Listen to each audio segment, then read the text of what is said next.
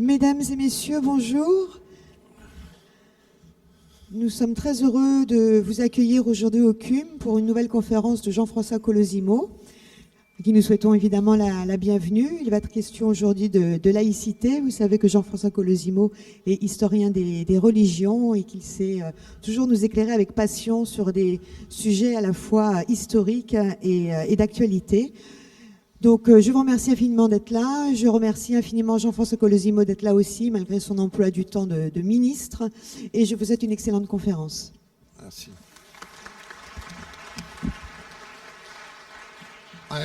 Ni ministre du culte, ni ministre du gouvernement, au mieux petit ministre de la parole.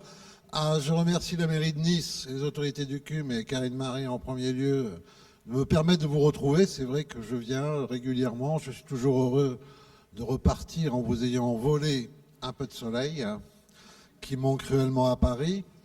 Et donc, vous êtes venus nombreux et nombreuses, et c'est certainement parce que ce sujet, aujourd'hui, est un sujet déterminant, qui mobilise, qui parfois hystérise le débat, qui est un sujet d'inquiétude, tant ce mot laïcité semble accoler finalement à une certaine identité française, et tant ce mot aujourd'hui est devenu un mot valise.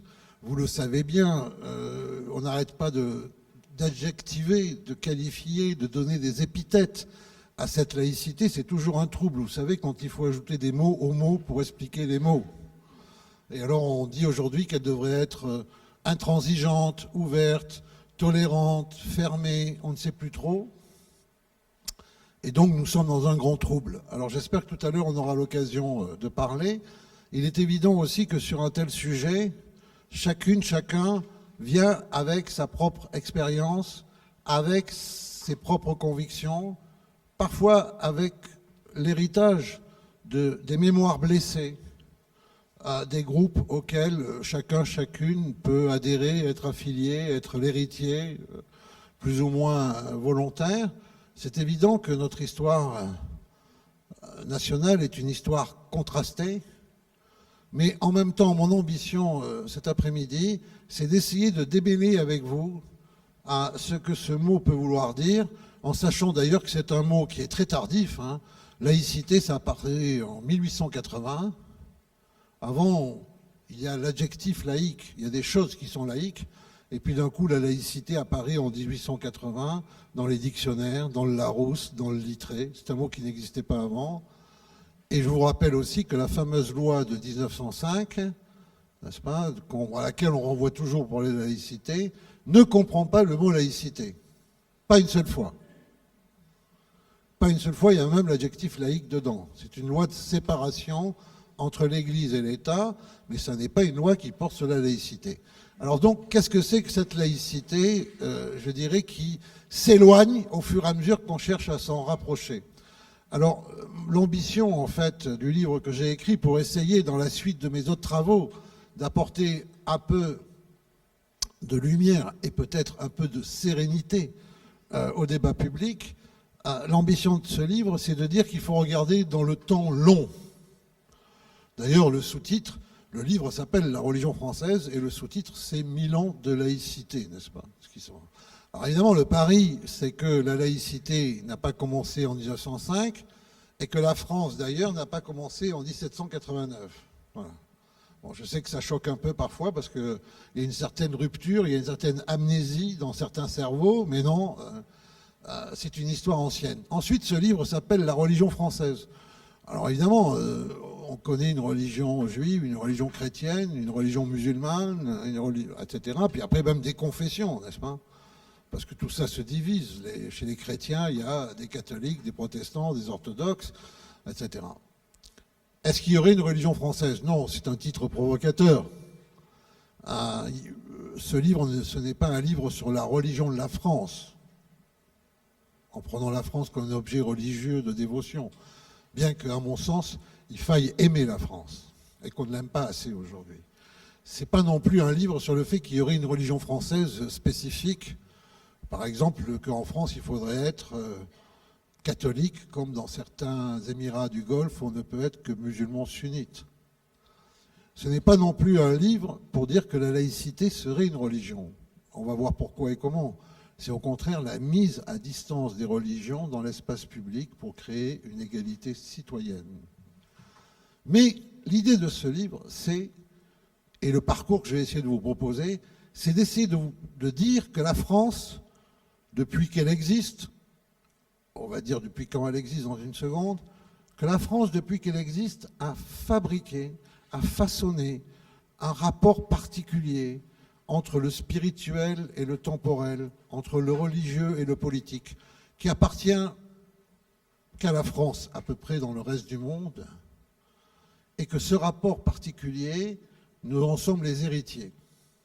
Et que c'est un bien d'autant plus important aujourd'hui que partout ailleurs dans le monde, eh bien, on voit que le religieux et le politique ne cessent de se mélanger, et souvent pour de véritables catastrophes humaines. Alors, on verra aussi cette question. On la retrouvera.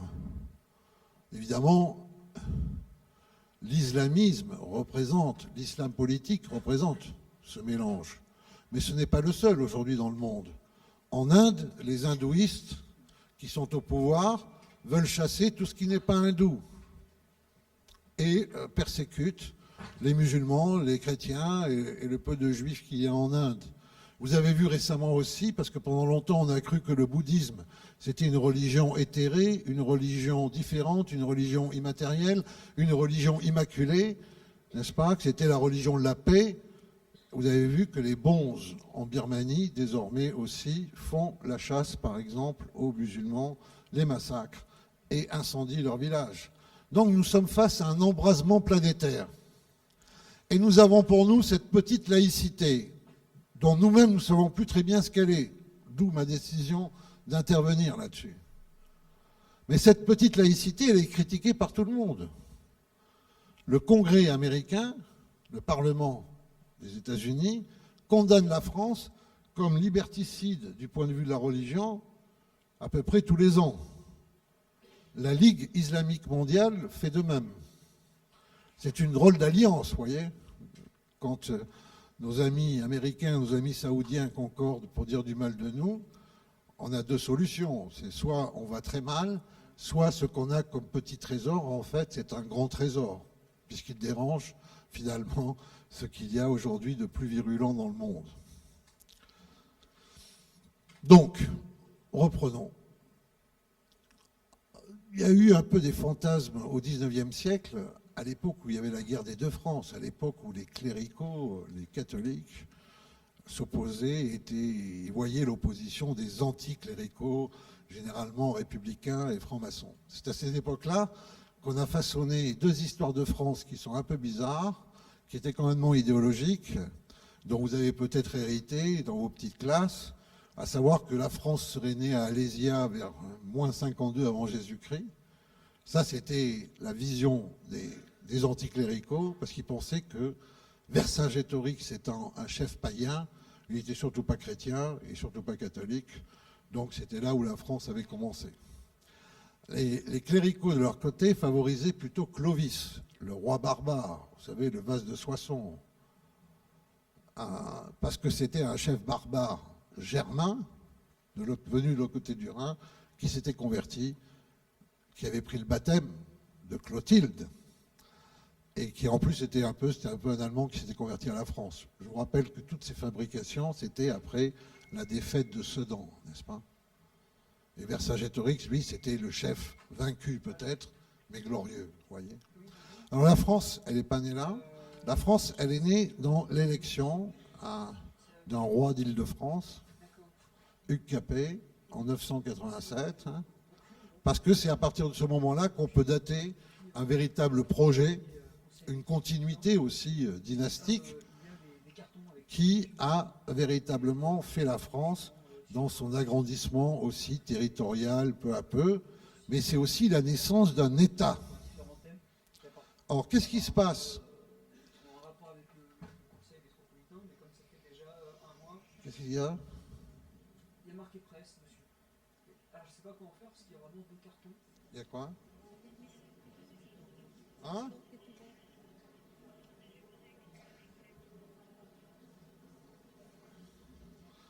Bon. Hein? Oui. Ça doit être les mannes de Vercingétorix et de Clovis qui protestent et qui disent non, non, c'était bien nous. Ok, très bien. Alors, Là, du conseil du centre. qu'est-ce qui se passe à ce moment-là? Il faut bien voir Ouais, bah, c'est à quoi ressemble l'Europe qui est née des invasions barbares et qui a vu le relèvement de l'Empire romain sous Charlemagne. Il y a deux réalités en Europe.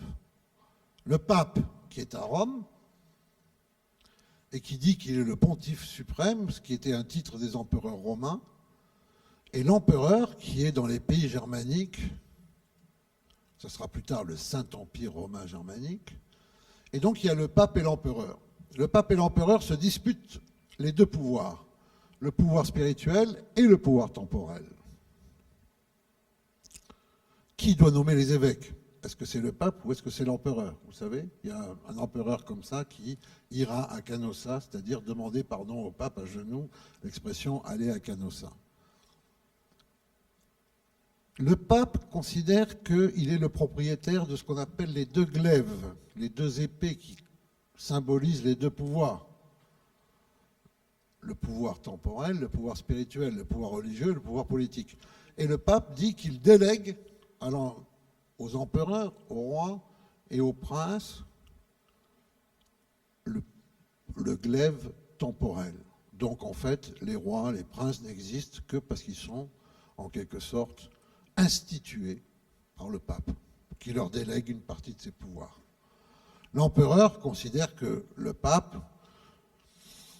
n'est jamais qu'un chef religieux et que c'est lui qui, en fait, doit ordonner toutes les réalités de l'Empire et que le pape n'est jamais qu'une sorte de grand prêtre de l'Empire qui n'a pas de pouvoir particulier et que tous les pouvoirs lui reviennent à lui, voire peut-être même le pouvoir de nommer les papes. C'est une confrontation qui est extrême, elle va durer des siècles. Lors de la Réforme, lors de l'apparition et l'essor du protestantisme au XVe siècle, XVe, XVIe siècle, XVIe siècle, en fait, qu'est-ce qui va se passer? Tous les princes du nord de l'Europe vont décider d'être à la fois les chefs de l'État et les chefs de l'Église. C'est Henri VIII, en Angleterre, pas que pour des affaires de divorce. Donc, en fait, les chefs d'État deviennent les papes de leur propre pays, en quelque sorte. Mais avant que cette solution n'arrive au nord de l'Europe, la France va se distinguer. Elle n'entend obéir ni au pape, ni à l'empereur pour constituer une nation souveraine, un pays libre. C'est-à-dire que là où toute l'Europe se base sur le modèle de Rome, la Rome des Césars, la Rome des pontifes, la France va choisir un autre modèle. Elle va aller dans la Bible et elle va inventer un modèle à elle, et ce modèle, ça va être le modèle du royaume d'Israël biblique. Israël, dans la Bible, est un petit royaume. Il y a des ennemis partout, les Perses, les Babyloniens, les Égyptiens, ils viennent sans arrêt ravager Jérusalem. Mais Israël tient parce qu'Israël a un pacte avec Dieu. Il n'est soumis qu'à Dieu et ne veut se soumettre à aucune puissance terrestre. Alors la France va prendre ce modèle. Vous avez ça sur les vitraux des cathédrales. Allez voir les cathédrales, allez voir les vitraux et vous verrez l'arbre de Jessé, qui est l'arbre généalogique des rois d'Israël, David, Salomon, n'est-ce pas, aboutit aux Capétiens. C'est une généalogie fantasmatique, mais qui dit beaucoup d'un point de vue politique. Les rois de France sont comme les rois d'Israël. C'est pour ça que plus tard, ils diront qu'ils sont de droit divin. Ça ne veut pas dire droit divin. Il faut arrêter avec, je dirais, les caricatures sur le Moyen-Âge. Ça ne veut pas dire que les rois de France se prennent pour des avatars de Vishnu et qui pensent qu'ils sont divinisés et se promènent comme des dieux sur terre. Droit divin, ça veut dire que le roi de France ne doit son pouvoir à personne sauf à Dieu. Ce qui veut dire aussi que lorsque le pape l'interpelle, lorsque l'empereur l'interpelle, il leur dit « Désolé, mon patron est là-haut, dans les cieux et je ne vous dois rien comme explication. C'est une affirmation de liberté. Alors,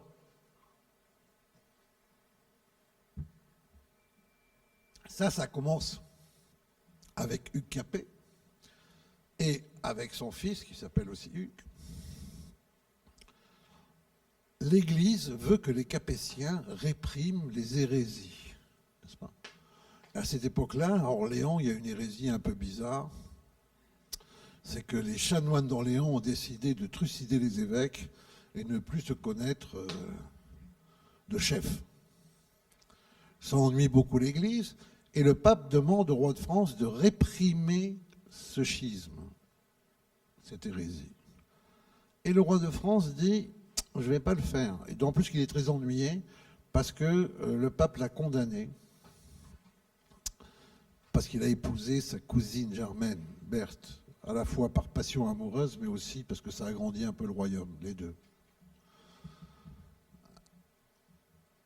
Et le pape l'a excommunié. Donc en plus, il n'apprécie pas beaucoup, vous voyez. Mais il va dire finalement qu'il va réprimer cette hérésie, pas pour faire plaisir au pape, mais pour assurer l'ordre public. Et parce que pour assurer la sécurité du peuple. Et c'est là où commence une fantastique histoire entre les princes et le peuple. C'est le consentement du peuple qui va faire les rois.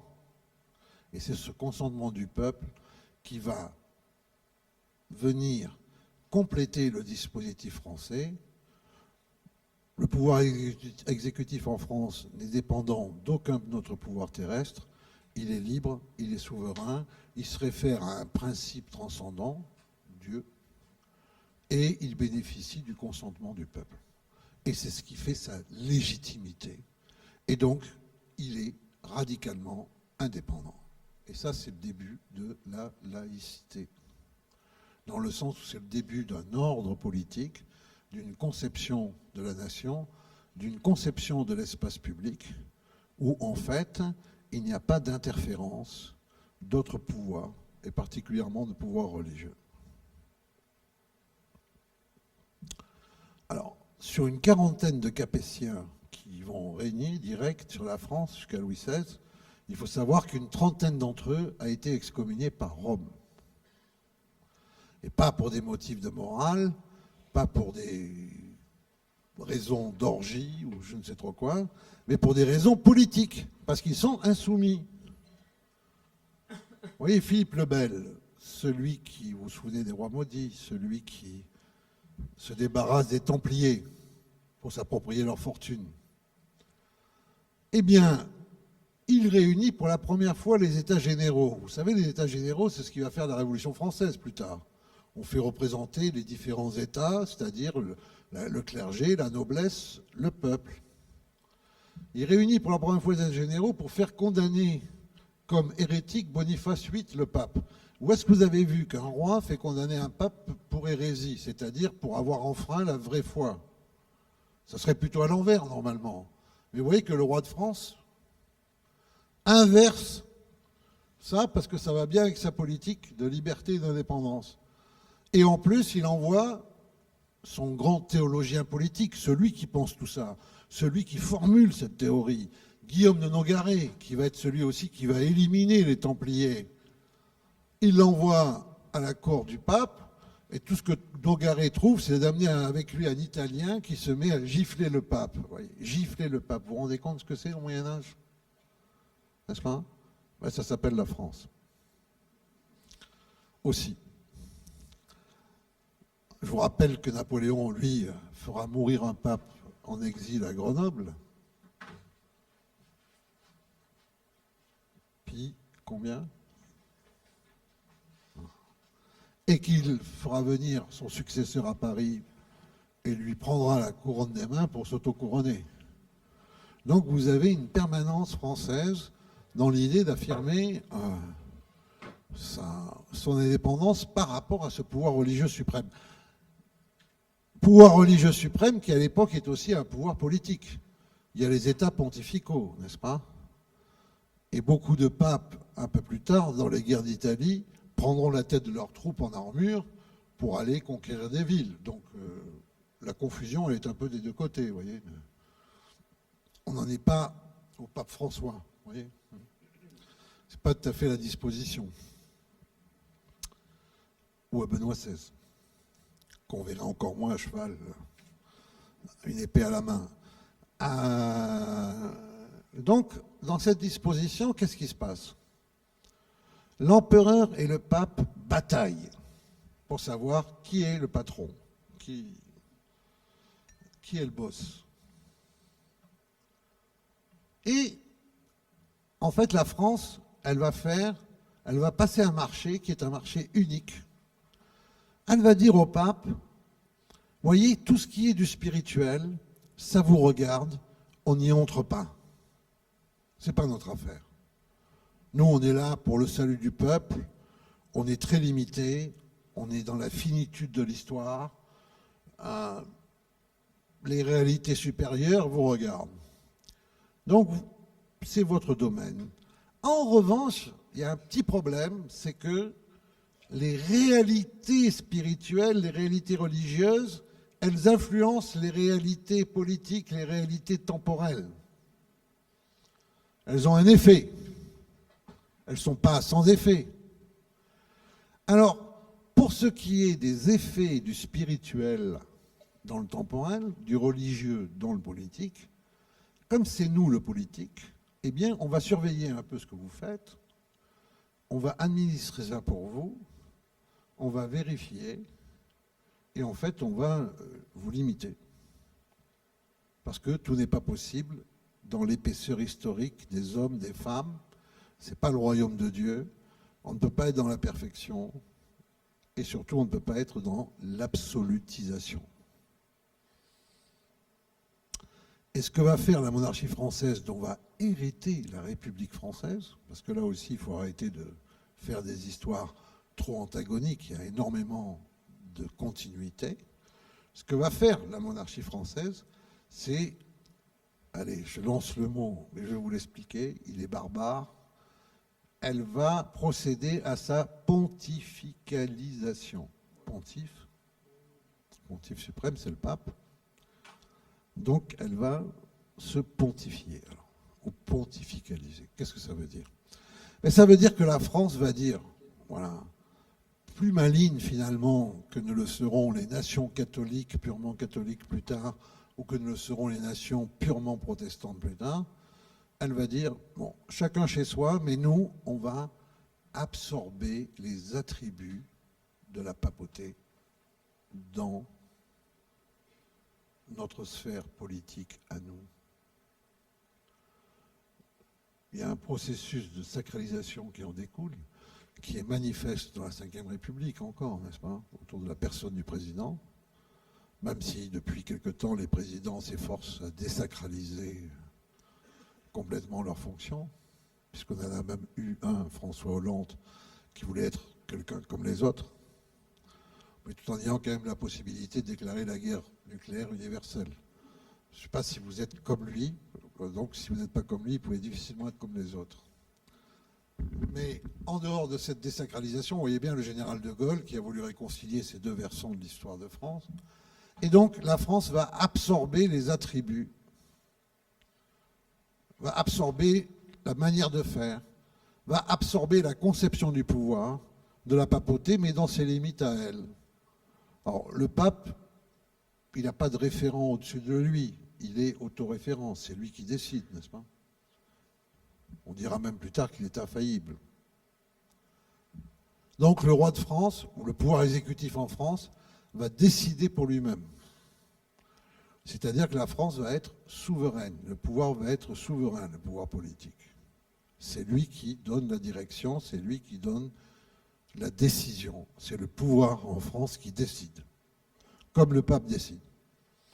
Deuxièmement, ce pape, il a un clergé sacré, les évêques, les prêtres, qui lui sont dévoués.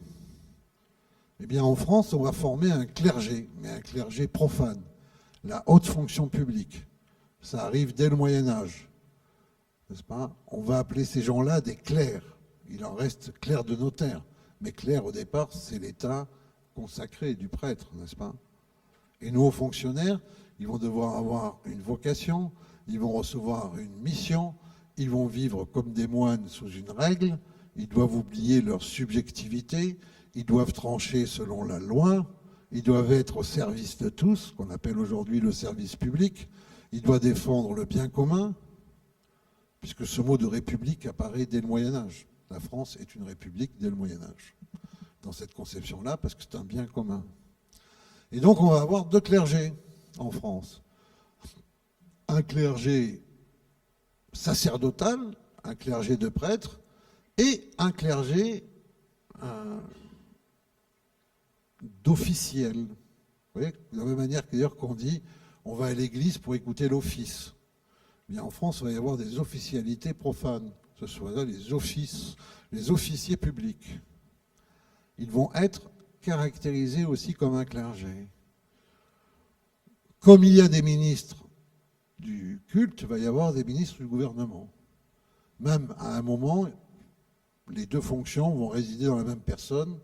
Pensez à Richelieu. Et puis, le pape, il a un droit canon. Le droit canon, c'est le droit de l'Église. C'est lui qui fait le droit de l'Église, n'est-ce pas?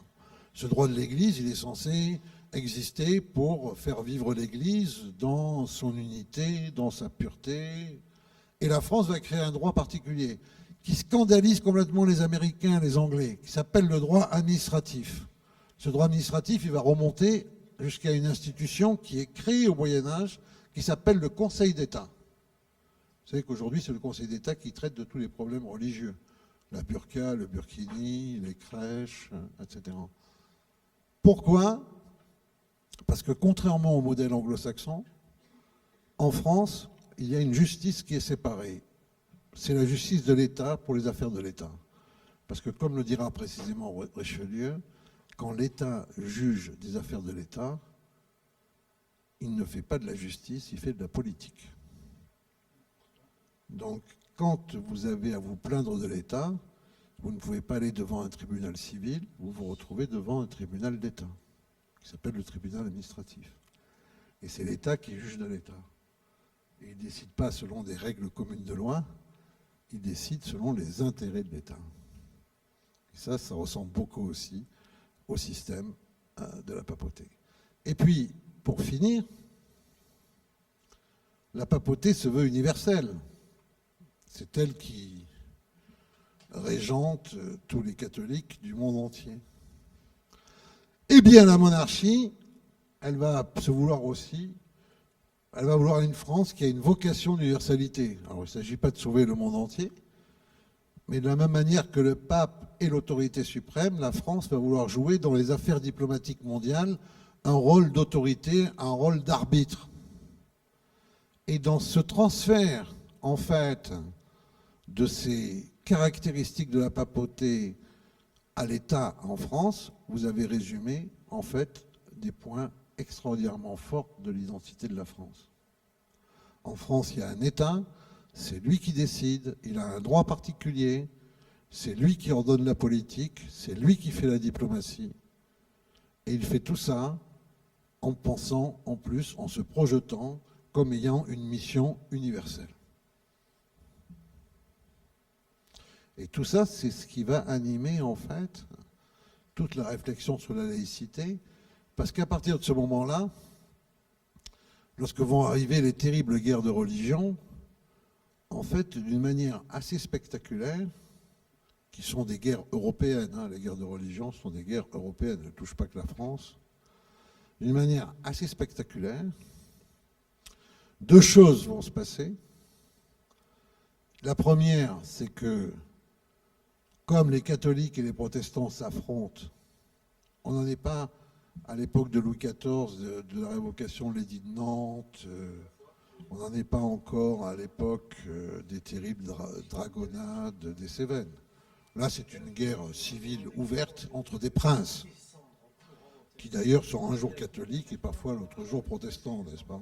Il ne faut pas surdéterminer le caractère religieux des guerres de religion. Mais que vont faire ce qu'on appelle les politiques? Jean Baudin, Michel de l'Hôpital, ce sont ceux qui vont sauver la France.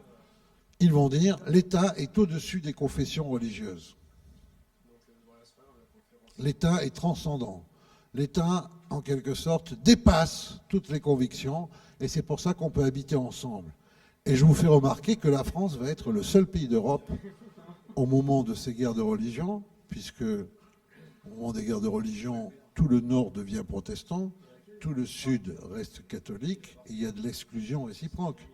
La France, ça va être le seul pays qui va essayer, pendant un temps, ça ne va pas très bien marcher, mais on va essayer de faire vivre catholiques et protestants. C'est le seul pays d'Europe qui va essayer de faire vivre un peuple avec deux confessions. Le seul. Et pourquoi? Mais parce qu'on dit que les Français, qu'ils soient catholiques ou protestants, ils ont en commun la nation, l'État, qui dépasse les convictions personnelles. Et donc, ils peuvent habiter ensemble. Et vous voyez combien tous ces aspects, petit à petit, forment une conception particulière du religieux. Pourquoi? Parce que ce que les premiers Capétiens ont compris, ce que petit à petit on a compris sous les guerres de religion, c'est qu'en fait, toute religion a une tendance à être exclusive, par définition. Par définition, une religion pose une vérité absolue. Et par définition, quand il y a une vérité absolue, il n'y en a pas deux en même temps. Et lorsqu'il y en a deux, qu'est-ce qui se passe? Il y a la guerre civile. Ça, cette sagesse française, elle apparaît véritablement dès le Moyen-Âge. Deuxièmement, là aussi, dès le début du Moyen-Âge, on se rend compte que non seulement toute religion est exclusive, a une tendance à l'être, à voir l'autre comme l'hérétique, le mécréant, le corrompu, le faux, le menteur, l'inexact. Quelqu'un qu'il faut soit redresser, soit éliminer, quoi. Et comme les gens sont difficiles à redresser, il vaut mieux commencer par les éliminer. C'est ça la logique des génocides, n'est-ce pas? Hein? C'est malheureux, mais c'est comme ça. Et qu'on n'a pas de temps à perdre. Mais non seulement chaque religion est exclusive, mais en plus, elle a tendance à être dominatrice sur ses fidèles, au point de pouvoir les mobiliser, au point de pouvoir leur dire, non seulement la vérité est là, mais les ennemis sont là de la vérité. Et vous êtes de très mauvais fidèles si vous laissez la contre-vérité exister. Pouvoir de mobilisation sur l'ensemble de la vie. Une religion, elle a la capacité, effectivement, de dire à quelqu'un à quelle heure il doit se lever, quels mots il doit réciter, comment il doit s'habiller, comment il doit aimer, et qui, et quand, et comment. Donc, dans l'émergence de l'État, dans l'émergence de la nation, dans l'idée que cette nation, il faut bien qu'elle existe dans son caractère limité, historique, qu'elle n'est pas le royaume de Dieu, qu'elle ne peut pas se confondre avec le ciel, qu'elle vit sur terre. Donc il faut limiter le pouvoir des religions et neutraliser ce pouvoir des religions. Cette neutralisation permettant aux religions de devenir neutres dans l'espace public, c'est-à-dire de pouvoir coexister, de pouvoir mener des dialogues œcuméniques, de pouvoir mener des dialogues interreligieux, de pouvoir échanger avec les athées. Et que si cette opération de neutralisation n'est pas faite, ben c'est bonjour la guerre civile. C'est ça la sagesse française. La religion française, c'est l'exorcisme de la guerre civile qui est toujours potentiellement inscrite dans les groupes humains, mais a fortiori quand ces groupes humains se définissent religieusement, parce que la religion tend à se substituer aux politiques et à radicaliser le politique. Et ça, je vous le dis, c'est quelque chose que vous trouvez au XIIIe siècle, au XIVe siècle, au XVe siècle, au XVIe siècle. C'est une sagesse française d'exception qui a été portée de manière tout à fait extraordinaire. Et c'est pour ça qu'il faut voir notre histoire française comme...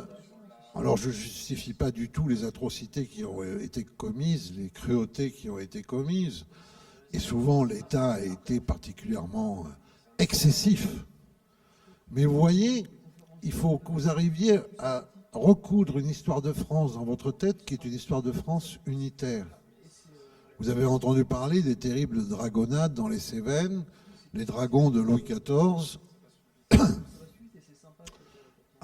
affamant, tuant les protestants retirés dans ce qu'ils appelaient le désert, les suppliciant, les emprisonnant, et voulant les réduire à néant. C'était sous Louis XIV. Mais 150 ans plus tard, dans les bocages de Vendée, là c'est la révolution, c'est la terreur. Les Chouans connaissent, eux, non pas les dragonnades, mais les colonnes infernales. Et à chaque fois, c'est la même histoire. L'État ne veut pas de poche de sédition. Alors encore une fois, les méthodes de l'époque sont tout à fait condamnables. Mais à chaque fois, en fait, il se passe qu'un groupe religieux particulier qui revendique sa religion est vu comme un danger. Je n'en tire pas du tout le fait qu'il faudrait aujourd'hui répéter ces horreurs, mais ce que je veux dire, c'est que l'État vit dans une vigilance extrême sur le fait que la sécession, la séparation, la discontinuité territoriale, la rupture de l'égalité et, au fond, des groupes qui veulent se constituer en État, dans l'État, sont toujours, je dirais, présents et qui doivent être désarmés. C'est ça la laïcité, c'est désarmer les religions pour qu'elles entrent dans l'espace public d'une manière, encore une fois, pacifiée.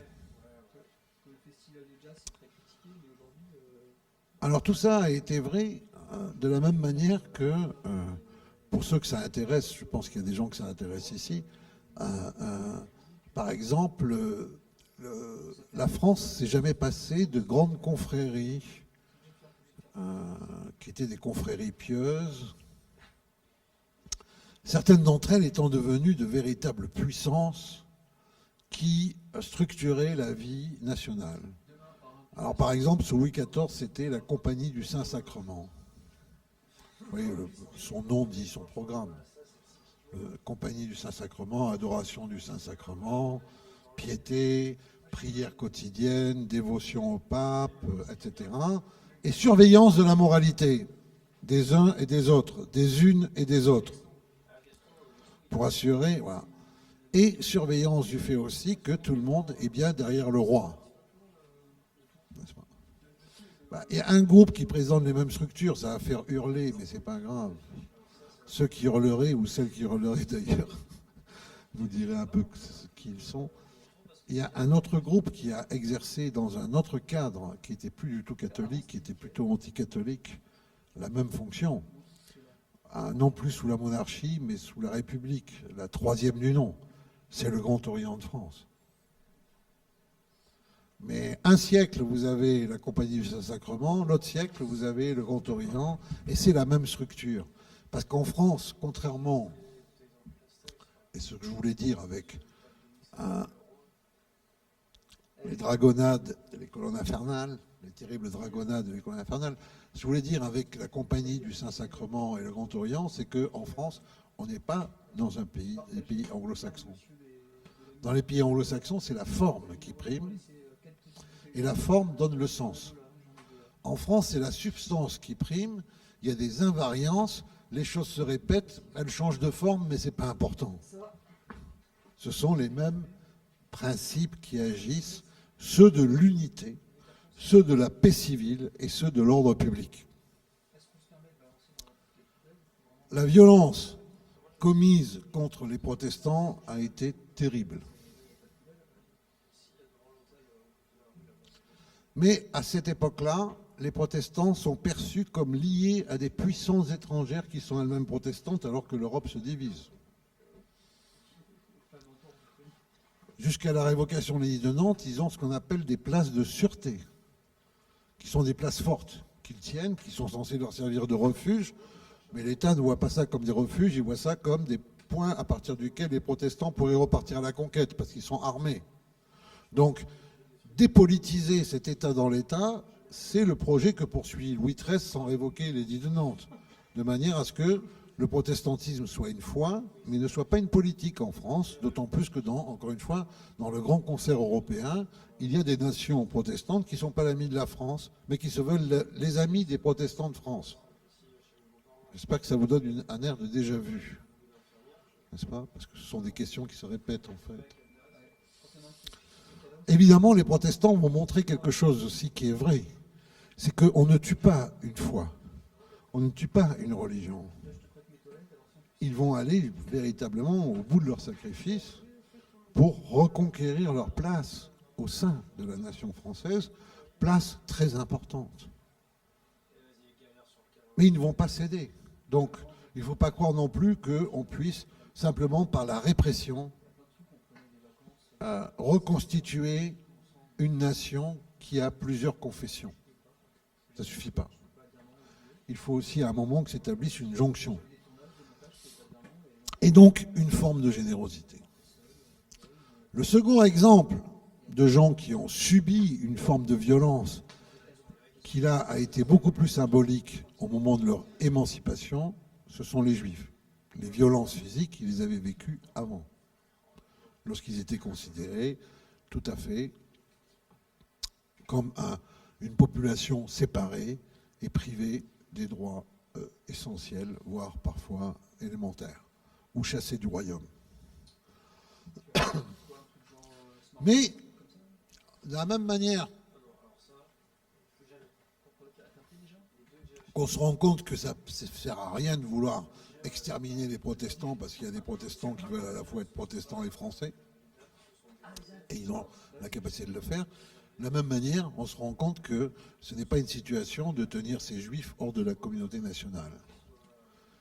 Celui qui signe l'émancipation des juifs, c'est Louis XVI, en 1787, en même temps qu'il signe l'émancipation et la restauration des protestants dans leurs droits. Je sais que vos livres d'histoire vous disent que c'est l'Assemblée constituante en 1792, mais c'est pas vrai. Là aussi, on a une histoire qui est mal écrite ou qui est trop réécrite. Effectivement, l'émancipation des Juifs se fait en France. Elle se fait très bien dans le sud de la France et très mal dans l'est de la France. Il y a des pogroms que commettent non pas les réactionnaires, mais les révolutionnaire. Ça inquiète l'Assemblée constituante. Elle veut renforcer l'émancipation des Juifs.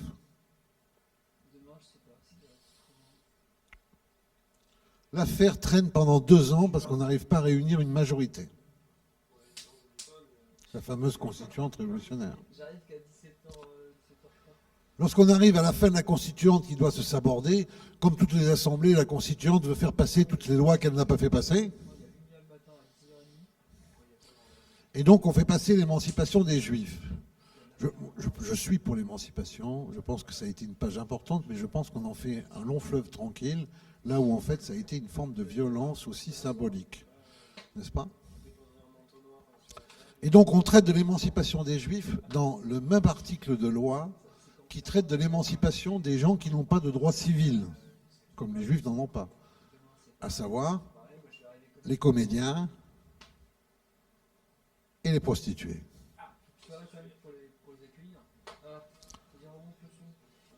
La loi passe. C'est peut-être quelqu'un qui cherche à exorciser mes paroles.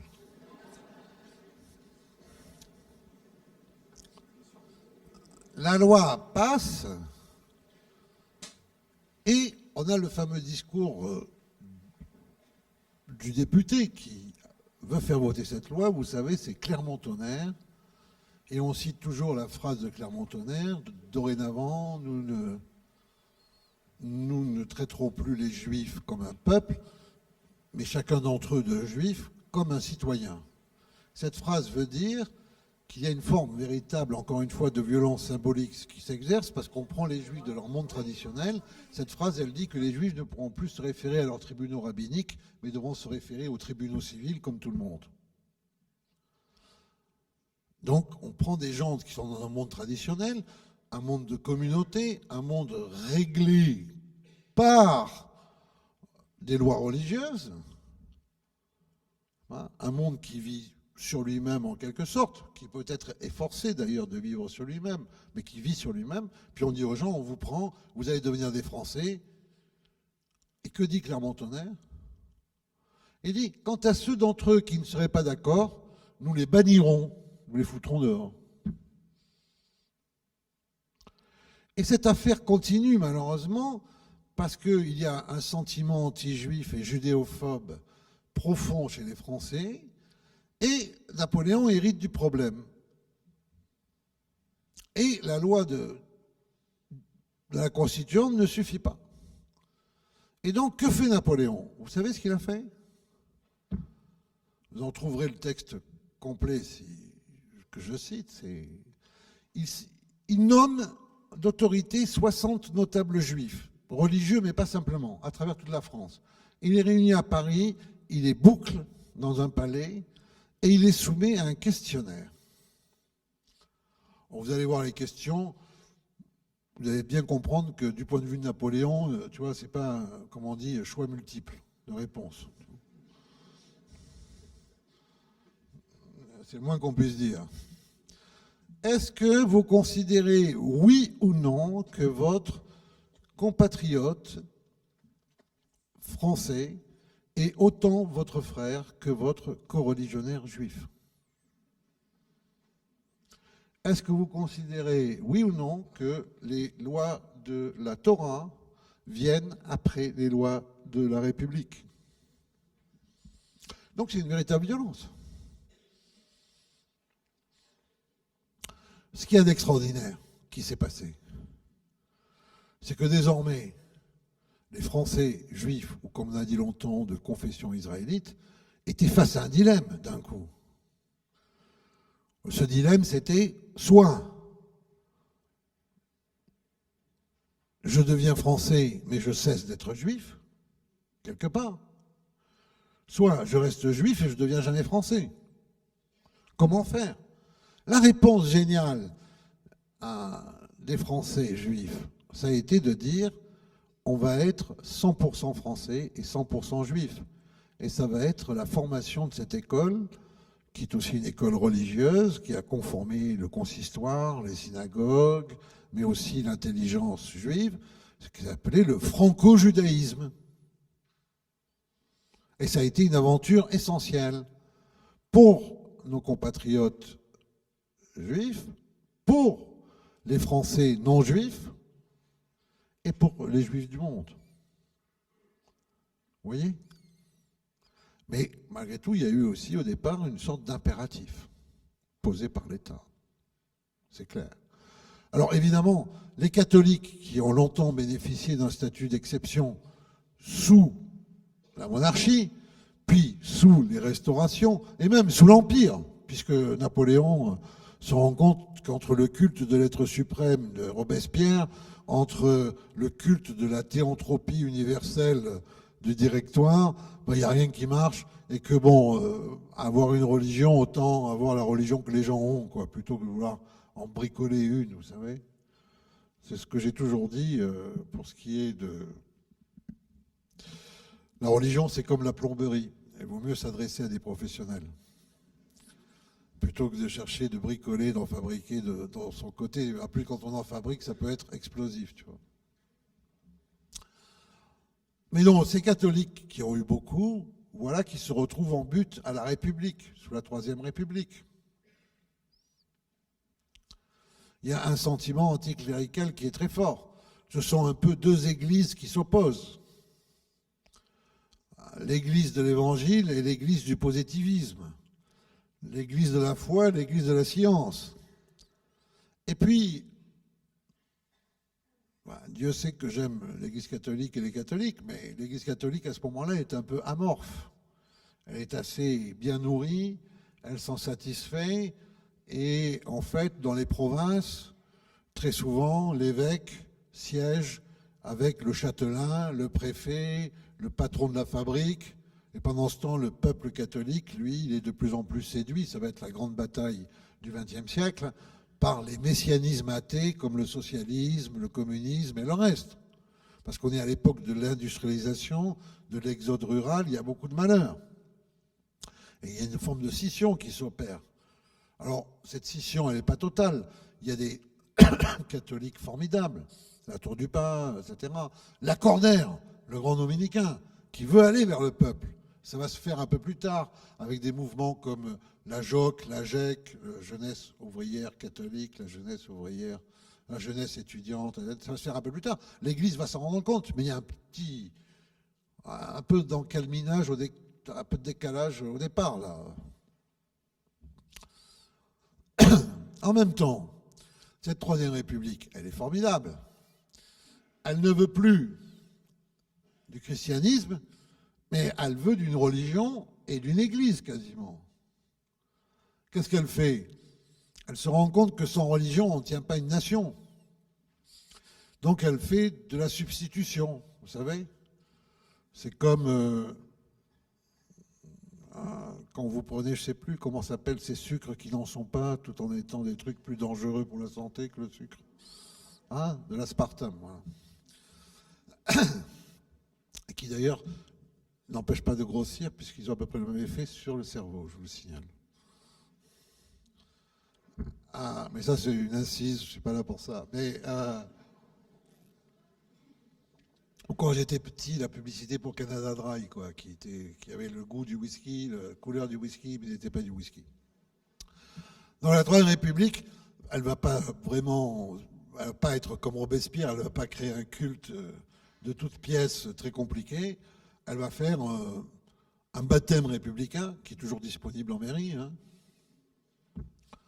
Un mariage républicain, qui est le mariage civil, des funérailles républicaines, qui sont les funérailles civiles.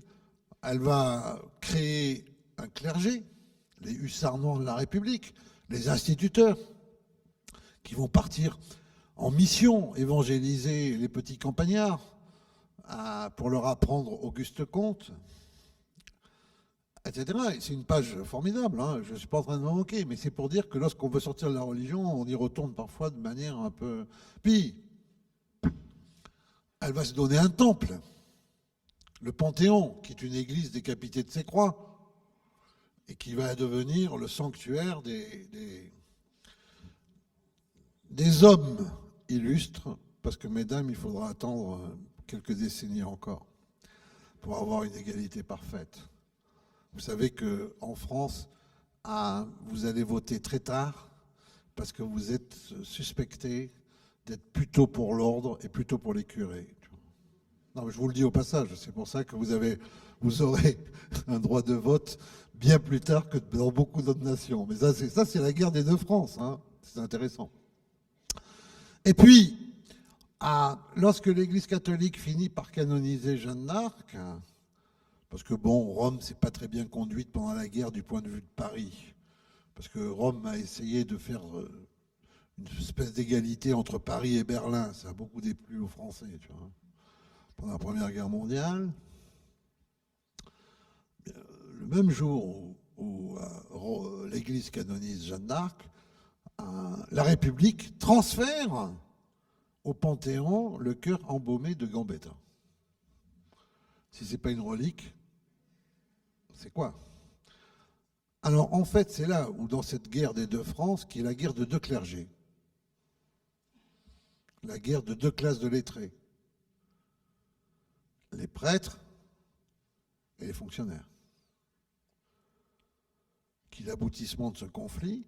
En fait, la loi de 1905, c'est une loi d'apaisement.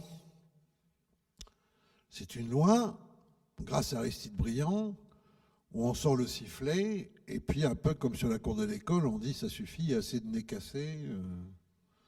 On sépare les deux groupes. C'est un peu comme un divorce à l'amiable. N'est-ce pas? L'Église renonce à se prendre pour l'État et l'État renonce à se prendre pour l'Église. L'Église renonce à constituer un État dans l'État et l'État cesse de vouloir construire une espèce de para-église. Et comme dans les divorces à l'amiable, d'ailleurs, la loi 1905, c'est une loi qui porte sur le règlement du patrimoine. Oui, et des biens. Et du patrimoine et des biens, c'est un point à qui appartient la théière verte. C'est ton cousin qui me l'a offerte, mais elle est à moi en fait, enfin, etc. Et donc, c'est ce qui se passe de manière d'ailleurs là aussi assez violente, puisque lors de l'inventaire des biens ecclésiastiques, il y a des morts. Il y a des ouvriers catholiques qui, du côté de Lille, s'interposent pour que les gendarmes ne s'emparent pas des tabernacles. Les coups de feu fusent, il y a des morts. C'est la célèbre réflexion de Clémenceau. Nous ne pensons pas qu'aucune représentation sacrée ne vaille la vie d'un homme. Et c'est là qu'on se rend compte qu'on est allé très loin. Et donc ce principe de laïcité, il est acquis, mais il est le dernier état de la religion française. Il est le dernier état de cette longue procession où on se rend compte que les religions ne peuvent pas entrer en tant que telles dans l'espace public tel qu'elles sont, qu'il faut qu'elles se neutralisent, qu'il faut qu'elles acceptent en fait de témoigner autrement de leur vérité, et que l'État est le seul garant en fait véritablement de la coexistence nationale entre des convictions qui sinon peuvent véritablement s'affronter et tourner au pugilat, et où en plus il y a des mémoires contradictoires. Vous savez, moi je suis né à Avignon, dans les Cévennes, jusque dans les années 60, 1960-70, on ne voyait pas un protestant épouser une catholique et réciproquement. Ça n'existait pas. On ne se connaissait pas. Et personne des catholiques n'avait jamais mis les pieds dans un temple protestant et jamais des protestants n'avaient mis les pieds dans une église catholique. C'était le résultat de ces guerres terribles. En 1960, c'est-à-dire 3 siècles, 4 siècles après les terribles événements, encore une fois condamnables. Mais c'est pour dire combien les religions peuvent laisser une trace énorme de désagrégation sociale et nationale. Il y a eu évidemment la Grande Guerre de 1914-1918, le grand sacrifice, la grande faucheuse, pour redonner un sentiment d'union sacrée à tous les Français et laver en quelque sorte, malheureusement dans beaucoup de sang versé, ces antagonismes, n'est-ce pas? Et donc on est arrivé à une sorte, malgré tout, d'équilibre. Pourquoi? Parce qu'au fond, ce que proposait l'État, qu'il a proposé parfois violemment, c'était pour les religions un ticket gagnant. Pourquoi c'était un ticket gagnant? Parce que partout ailleurs, on allait chercher les sermons qu'il fallait dire à l'église, au temple ou à la synagogue chez le ministre des cultes. C'était le pouvoir politique qui disait aux religieux ce qu'il fallait dire, alors qu'une fois que cette séparation a été effective, les confessions historiques en France ont gagné une liberté, une créativité inconnue ailleurs. Et c'est pour ça que le catholicisme français a rayonné dans le monde auprès des catholiques, que le protestantisme français a rayonné dans le monde auprès des protestants, que le judaïsme français a rayonné dans le monde auprès des juifs, en raison de cette capacité d'universalisation qui fait partie de la religion française. Et que ça a été une page tout à fait extraordinaire. Pour prendre que cet exemple, le Concile de Vatican II a été réalisé à 80% par des théologiens français. Parce que lorsqu'on n'est plus assis sur l'État, lorsqu'on n'est plus assis sur la sociologie que vous donne l'histoire, lorsque vous n'avez plus de rôle officiel, bah, il faut d'un coup décider quand même ce que vous allez dire aux gens. Et comment est-ce que vous allez remplir vos églises et vos temples et vos synagogues dès lors que les gens ne sont plus obligés d'y venir, puisqu'ils ne sont plus immédiatement, automatiquement affiliés. Ça force à la créativité.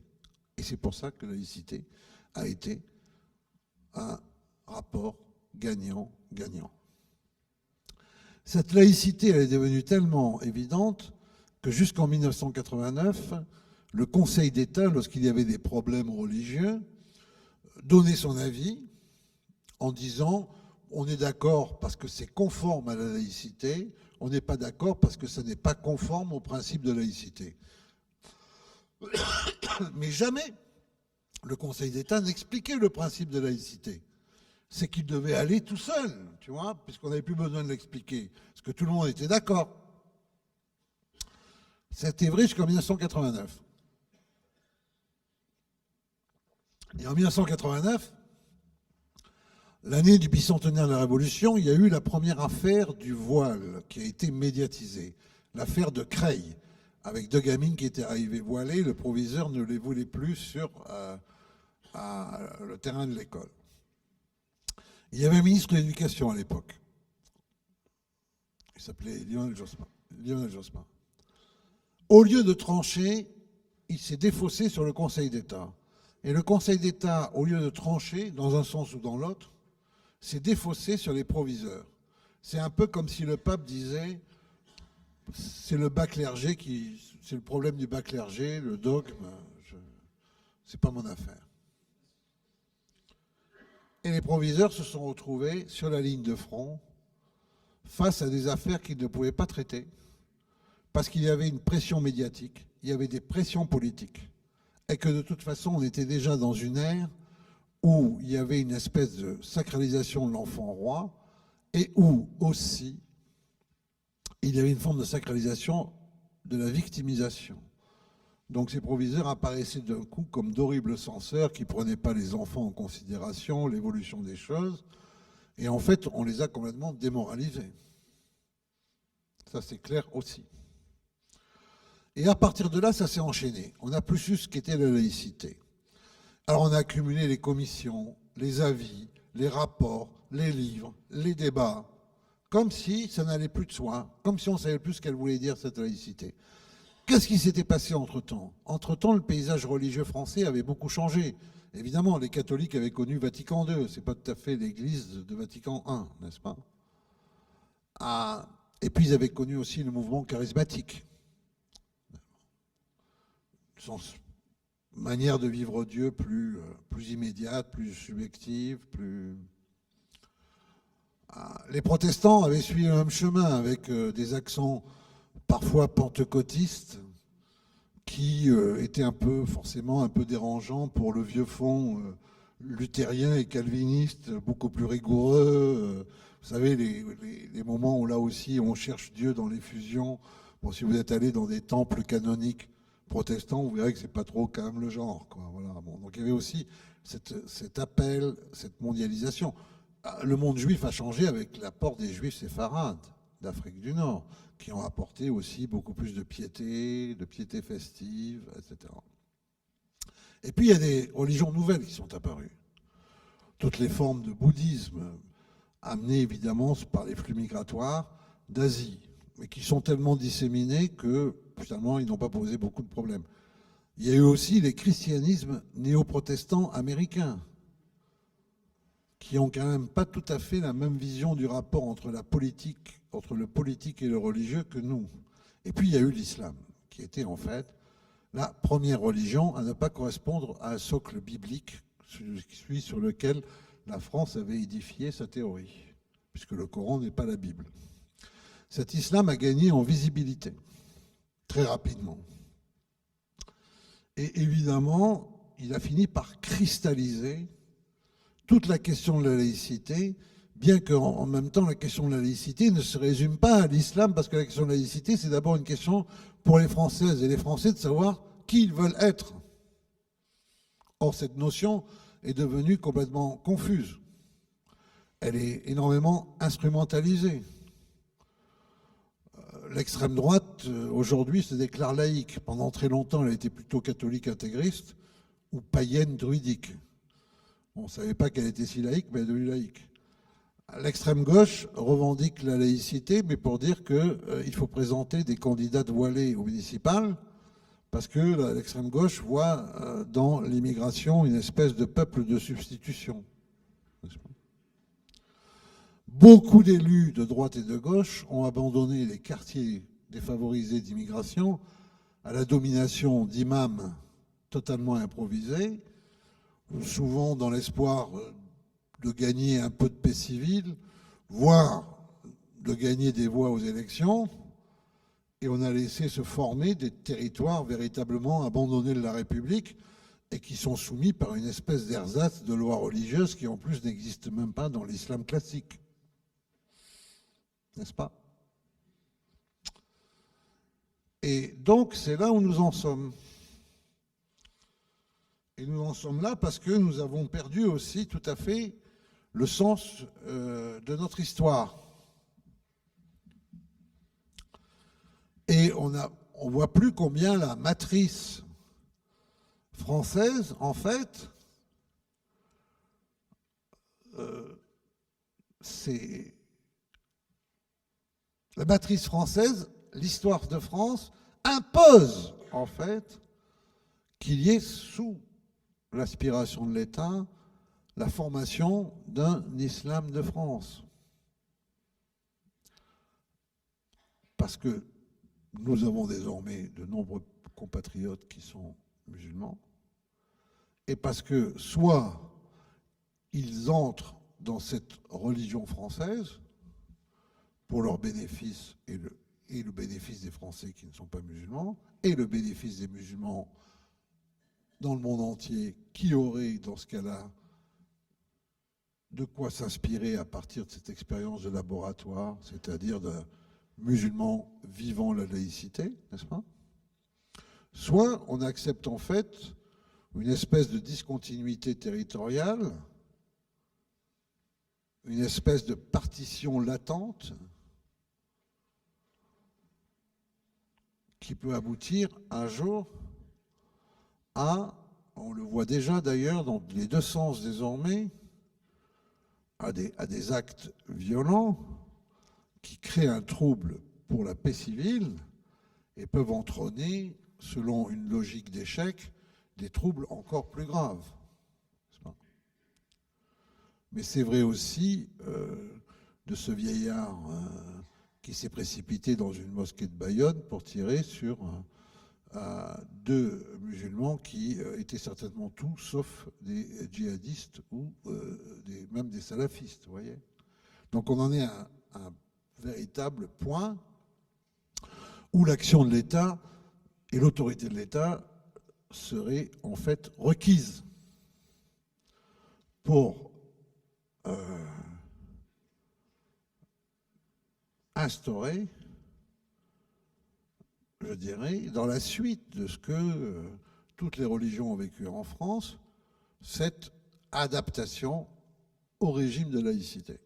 Encore une fois, où je pense qu'en plus, il y aurait un gain, et pour nos compatriotes musulmans ou pour les musulmans résidant en France, mais aussi pour le reste du monde islamique et musulman, tant on voit aujourd'hui que ces questions de religion et politique sont non seulement imbriquées, mais explosives et délétères. Tout ça peut sembler une utopie.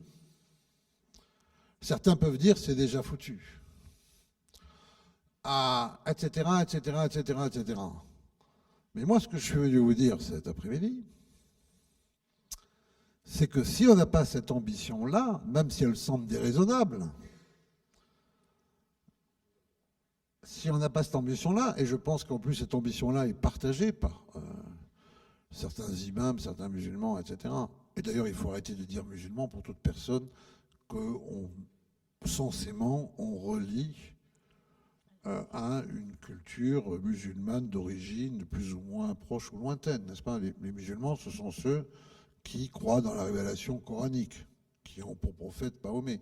Ce n'est pas n'importe quelle personne qui vient de tel horizon du monde, dont on ne sait pas au fond si cette personne, d'ailleurs, par sa vie, ne contrevient pas aux principes les plus forts de l'islam, n'est-ce pas?